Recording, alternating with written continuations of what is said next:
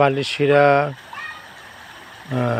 রিসোর্টের ঠিক সবগুলো কটেজের পিছনে এই ছড়াটা বয়ে গেছে, যেটা নাকি উপরের পাহাড় থেকে এসেছে। পাহাড়ি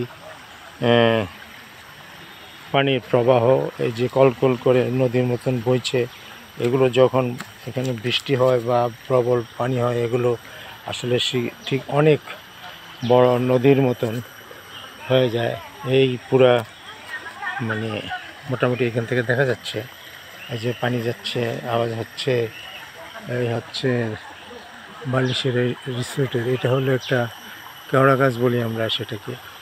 এই হলো আমাদের কটেজ, এই একটা কটেজ, ওই আর একটা কটেজ। আমরা দুইটা কটেজ নিয়েছি।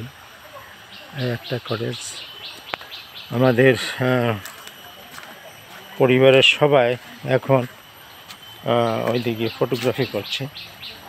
আমি এখান থেকে আমিও আমার নিজের মানে ব্লগের